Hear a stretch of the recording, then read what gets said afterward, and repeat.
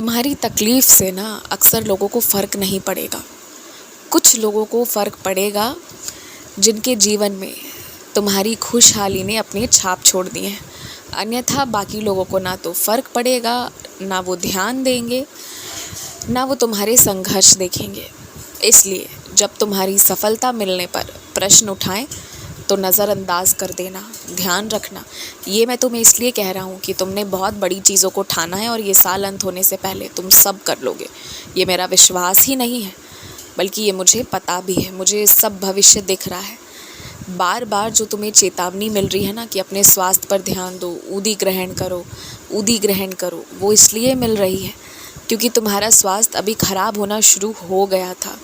वो तो तुम रुक गए, ठीक करना शुरू कर दिए, लेकिन इस बार लापरवाही करना मना है। अगर लापरवाही करोगे तो फिर उस लापरवाही का जो भी मोल है वो तुम्हें चुकाना पड़ सकता है। तो इस बार शुरू से ही सतर्क रहो। बंद कर दो उन लोगों के ऊपर रुपए पैसे खर्च करना जो ना इसे अभी याद रखते हैं ना भविष्य में याद रखेंगे। तुम्हारे आसपास कुछ ऐसे लोग हैं जो बेहद नीरस हैं, जो हमेशा उदास रहते हैं, उत्साहित कभी नहीं रहते।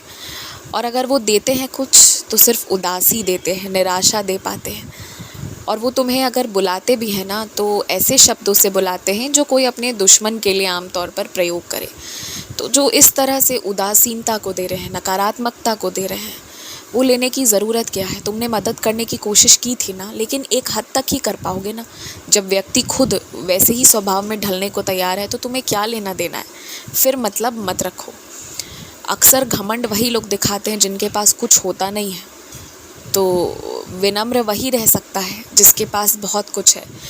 जब इंसान बहुत कुछ पा लेता है ना तो विनम्रता उसके पास आ जाती है, क्योंकि वो व्यक्ति उस ऊंचाई तक उतना कुछ पाने के लिए विनम्र वो उसे बना देता है।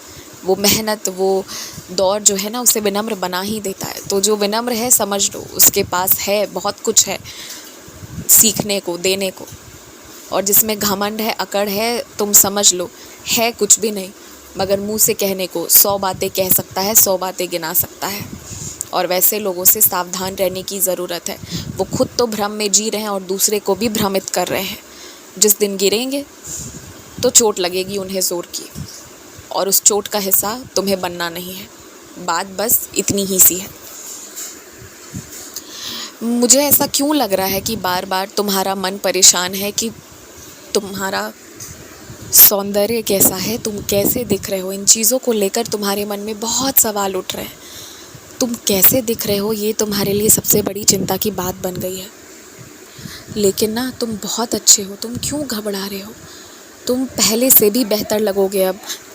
तुम पहले से सुंदर, पहले से अलौकिक, पहले से खूबसूरत सब लगोगे। तुम चिंता छोड़ दो, घबराहट जो भी है मन में उसे अलग कर दो, उसे लेकर मत चलो।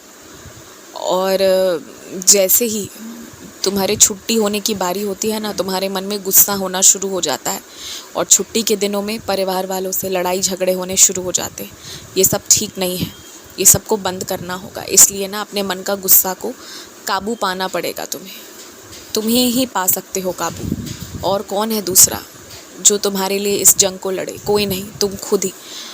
और ये मत सोचो कि शनिवार को कुछ शुरू नहीं किया जा सकता। बहुत चीज़ों को कर सकते हो और करना भी पड़ेगा तुम्हें। शनिवार भी अच्छा दिन है शुरुआत करने के लिए। जिस दिन साईं का आशीर्वाद है समझ लो वो दिन सुनहरा है। और मेरा आशीर्वाद है तुम आज से शुरू करो। अपने ऊपर बहुत ध्यान दो, अभी सिर्फ अपने ऊपर ध्यान दो। अब किसी पे ध्यान देने की ज़रूरत नहीं है, बहुत गवा दिया समय। अब अपने लिए जियो, खुश रहो।